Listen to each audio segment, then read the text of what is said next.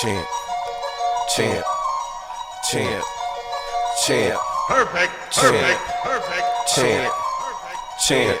I was gonna rip his heart out. I'm the best ever. I'm the most brutal and vicious and most ruthless champion there's ever been. There's no one to stop me.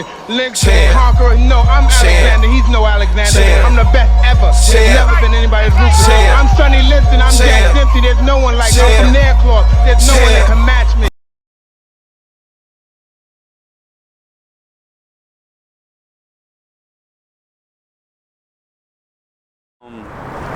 I want to thank the CEO for Popeyes for that chicken sandwich, because that motherfucker there, you can keep the pickle. He could have kept the pickles though.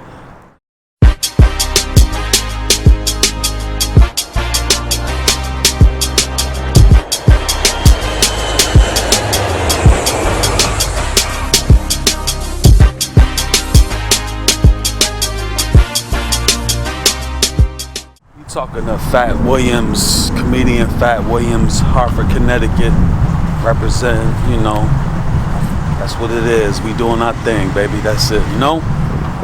Yeah.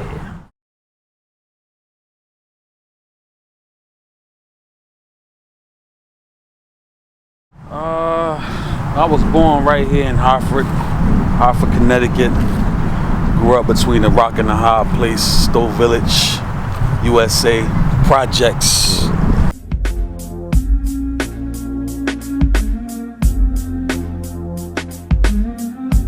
You know, learned everything I needed to know down there about survival. Better believe that, you know? But, you know, it's been a tough journey, but I'm still here, 48 years later, still around.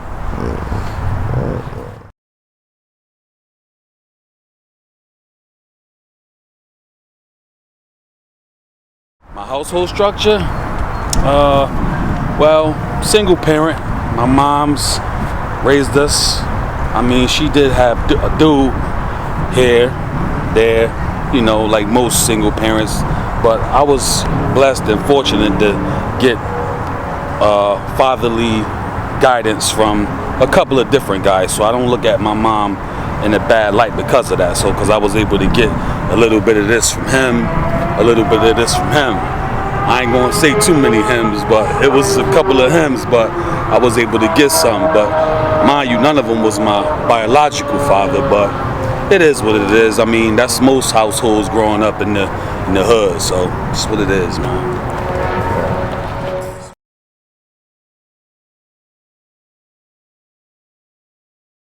Oh man, Stowe Village? Best memories. Just family. Everybody down here grew up like family. Everybody knew one another. We all loved one another. You was able to get your ass whooped by your neighbors. You was able to get smacked in the mouth by any adult that was walking down the street. It was a family, but it was real close knit. We had summer camps. We had mail centers. We had free lunch programs. We had our WIC programs. We, you know, milk did my body good because of WIC. Capital W-I-C. So, I mean, I wouldn't trade my childhood for shit. I really wouldn't. Like, I wouldn't. I love Stowe Village. I'm gonna rep that till I die. Like, I love that place.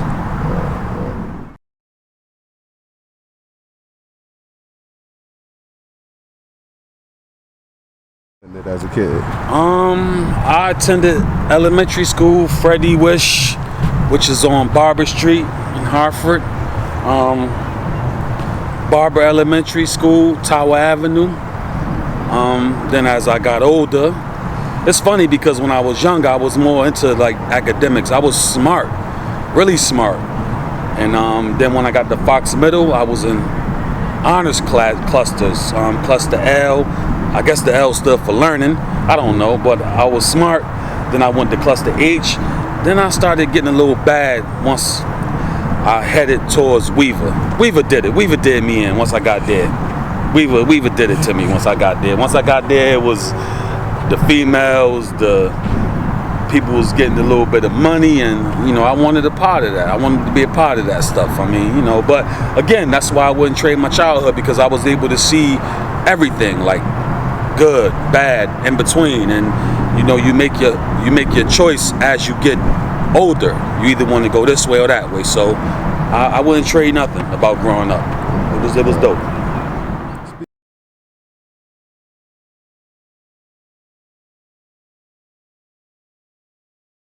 It was some bumps in the road. I would say it was challenging, but the difference is with these youth now is back when I was coming up, we had older men in our lives that helped us. They didn't even necessarily have to be our biological fathers or biological relative or blood relative. We just had people that were able to guide us and help us. And the difference is, when I was growing up, we respected our elders in that era.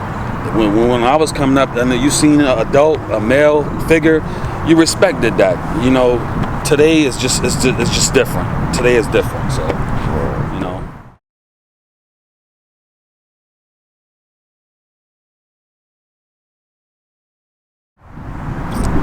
I mean, I can remember it was a lot to do growing up.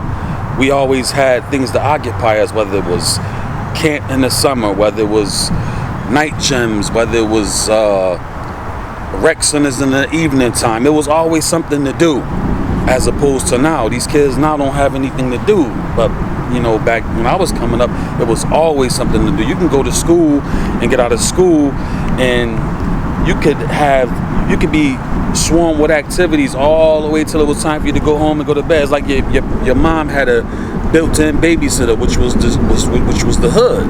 You was able to go to camp, it was always something for you to do. So, you know, and which was good because most of our parents was either working and then off of one job on to another job. That's if you had a good upbringing, but you know, so it was cool. It was cool.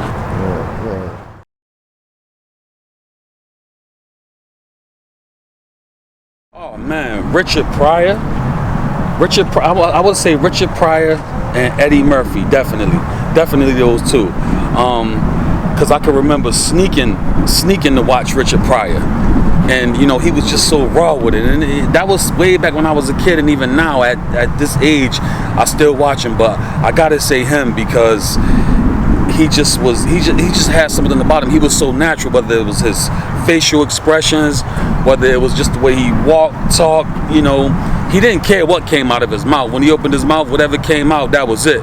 Whether it was you bitch or fuck you or whatever the case, Rich was just Rich. I gotta say that. And when I do my comedy now, I try not to cuss too much, but sometimes it just happens. You know, I guess every comedian is different.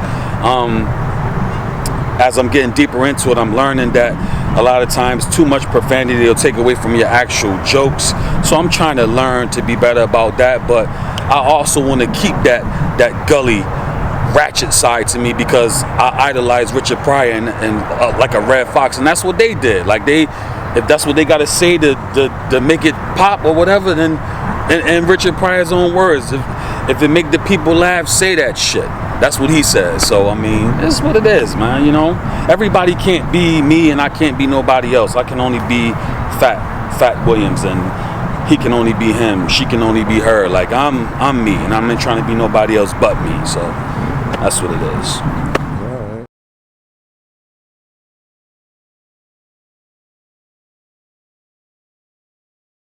That's a good question. To be honest, I didn't start officially getting on stage until about, I want to say 2017, which was probably about roughly 5 years ago when I did my first open mic at the Funny Bone. I did my first open mic at the Funny Bone, and it's like I was just a straight natural. And I didn't rehearse. I did write a lot of the material, and I went over it for like the few weeks before I went on stage. And but when I got out there, it just kind of flowed. It's something I've been thinking about for a lot of my life, but like most people, you get so wrapped up into everything else, whether you working, whether you trying to raise your kids, whether you're doing whatever, we tend to put things off. So it finally came to pass in 2017 when I said, you know what, fuck this, I'm about to just give it a shot. And it went well. I feel like it's in me, it's naturally in me. I mean, I just, you know, make people laugh just because it's what I do, and I enjoy doing it because, you know, I even make myself laugh because shit, this life, this world we living in right now, if you don't know how to laugh through this, you got some serious problems, for real. Because if you got to laugh at a lot of this, because it beats crying. So, but yeah, I would say about 5 years ago, that's when it became. I decided to become Fatt Williams. That's when I decided to adapt the name and give it a try. And 5 years later, still doing it, and you know, getting booked for shows. I kind of slowed down a lot when COVID hit. I was really rolling before the COVID, but once that came along, kind of slowed down. But slowly but surely, things is picking back up, and you know, we'll see what happens.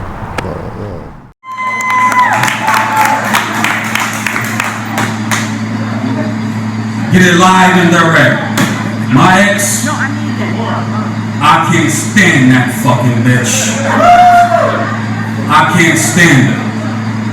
I don't know how the fuck she hasn't won an Oscar by now. Best actress in the BBBRAAANNDDD in the drama. That bitch is crazy. Get a call from my mom the other day. Oh my God, you gotta come. Frank, your son stopped breathing. He's a... Really? Give me a call right quick. I'm cool as a cucumber. Trust me, I didn't panic at all. I knew what was up. Called the coach on the phone. Coach, what's up? Oh no, he's good. He's all right. Talking to my son. Oh yeah, Dad, I'm good. Meantime, this bitch texting me. He on the respirator.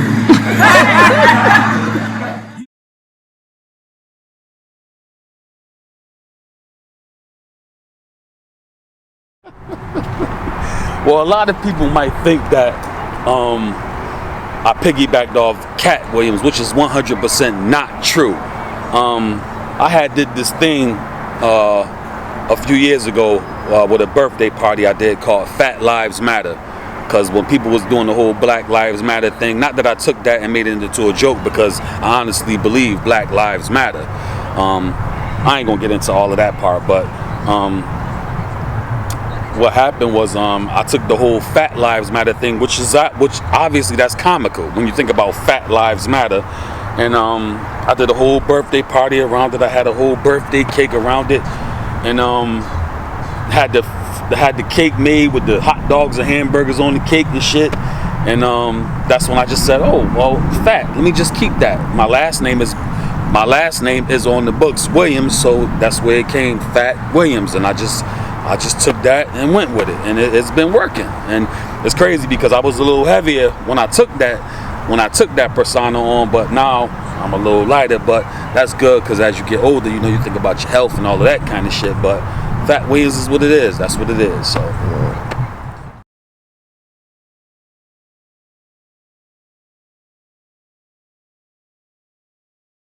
Time is it? I mean, honestly speaking, a little bit of both. Because we're in the era of social media now, so you have to just adapt to what's going on. The whole stand-up art of it, personally, I think that's something is either if you have it, you have it. If you don't, you don't. Some people can be funny, and some people could be backyard cookout funny. Some people could be schoolyard ranking funny. But when you decide to step foot on the stage, it's a lot different, because you got all of these sets of eyes that's directly on you, and they sitting there and they got their asses in them seats, and they're expecting you to make them laugh. So, and I was at a couple of shows recently this week, because I'm on vacation from work this week, and I went to about 3 or 4 different places, and I saw a few people with their notepads, and they was reading their notes out of the phone. And don't get me wrong, I'm not knocking that, because I don't know if they just beginning, or I don't know if that's just how they do it. But me, myself, from the time I did my first open mic, I've never done that. Because again, the whole stand-up thing about it is I've been trying to test myself lately as to not even have a set. Just step on stage and just let it flow. And what I'm seeing over the past 3 shows I did, sometimes you have more success like that. But again, that has to be in you. You have to be able to get up there and scan the crowd and look around and see this person over there in the 3rd row got a dumbass hat on, or the food ain't good, or whatever the case. It has to be something that's in you to be able to do that. So, and again, I'm not knocking what I've seen, but me personally, I can't see myself getting up there with a notepad, and it's got to be here, it's got to be, and especially it has to be here, hard. So you got to, that has to be there. That's got to be something that you have. It ain't nothing that you can rehearse to be better and all of that stuff, but you have to have that passion already and that know-how to get on stage and entertain all of these people that's looking to be entertained. Because they sitting out there and they waiting to boo you, they waiting to ridicule you, they waiting to do all of that. But you got to get out there and do your thing. So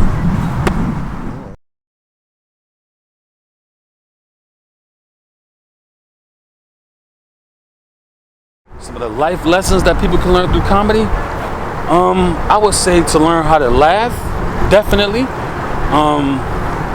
That's probably at the top of the list. Learn how to laugh. Comedy can teach you to not take things so seriously. Don't get me wrong, there are times in life that you have to take things seriously because that's called life. But not everything is to be taken so seriously. You gotta be able to live a little bit and be able to laugh and joke and absorb, things that feel good. So that's what I believe comedy is, and that's why when I see some of the stuff that's going on as of late with people wanting to attack the comedians and rush up on the stage, and I mean, what's all of that about? Comedy is, to me, I feel like comedy was invented to make people laugh, to make people forget about some of the shit they might be going through, whether it's relationships, home life, job. You got a dirty preacher at your church that's robbing the collection, whatever it is, man. It's something to make you feel good, and it ain't nothing that's supposed to be taken down a negative direction. And hopefully we get past that and get back to what it's supposed to be, which is, feel good. That's what it's for. So,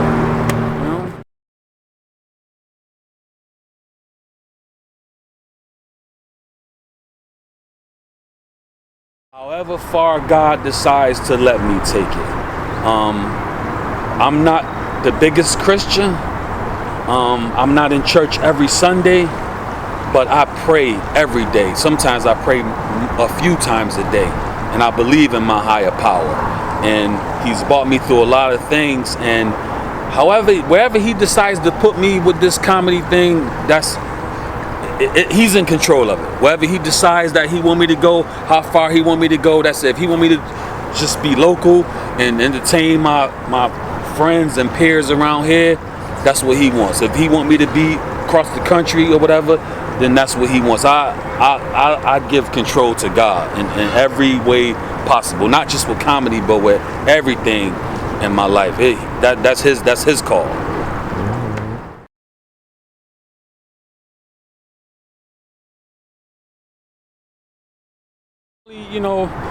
I'm normally at most pizza shops. I'm normally at most chicken spots. Anywhere they sell grits. Food joints. Catch me at any food joint. I'm fucking around, but no. But I'm on Facebook. My real name on Facebook is Ira Williams on Facebook. YouTube channel comedian Fatt Williams.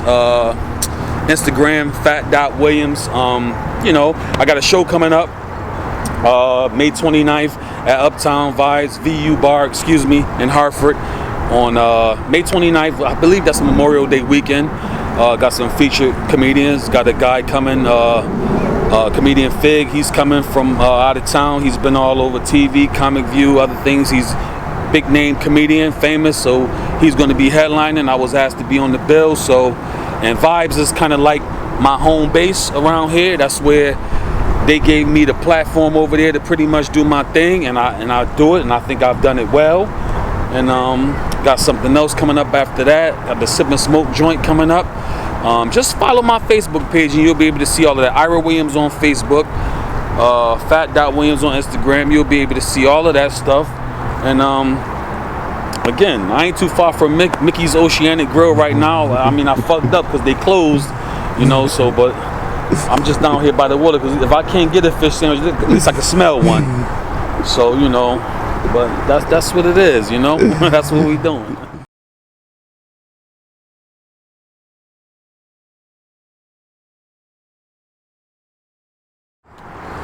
Oh man, it's too many people to list, but Definitely, I gotta thank my mom. She raised me, so I gotta give her a shout out. Gotta thank my Aunt Mamie, that's like my second mom. The whole Stowe Village community, my whole Stowe Village family, I gotta thank them. I love them to death. The people that I met coming along in this comedy journey, I would like to thank them. I like to thank the ones that really tried to take me under their wing and teach me and show me and put me on stages and to help me develop and be better. I want to thank them. I want to thank God more than anything. Thank God, because He keeping air in my body. He keep on breathing air into me each morning. I hope He continues at least for a few more years.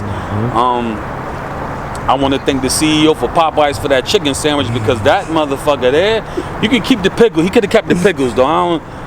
Pickles on the chicken sandwich, I don't know why, but I still want to thank him. I want to thank the Chick-fil-A dude for closing on Sunday so people can go to church, because if you open, people going to skip church and come to Chick-fil-A. And what else?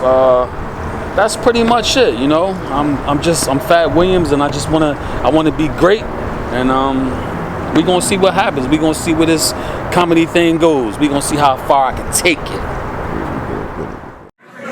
I'm a bad man. Guess what? I got my ex-mother-in-law in the front row. What the hell is that?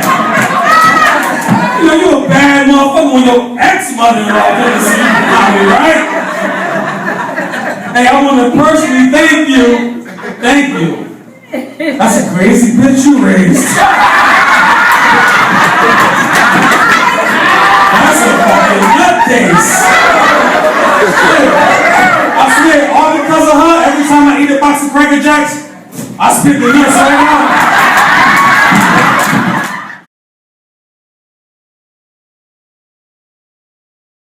Oh man, chatting with Champ, shout out to my brother, man. This was dope. Very professional. The questions, listen, I was ready for whatever he had to fire at me. I appreciate him reaching out to me to get some background on where I am and where I came from and what I'm doing and what I'm trying to do. Keep doing your thing, brother. You know, we all got a lane to get in, and once we get in it, you stay in it till you get where you got to go. You just keep on cruising, because eventually you never know who gonna see something, who gonna hear something. You just never know. You know, my whole thing is this, and I tell people all the time, it's not about, I've never been big on quantity. I'm a quality guy. I'm a quality guy. I've never been big on quantity. Don't matter how long somebody been doing something, how many times you've been doing something. It could be that one thing that you did that makes somebody be like, God damn, I want him. Damn, I need him. So I tell anybody, quantity over quality. Keep doing your thing, dog.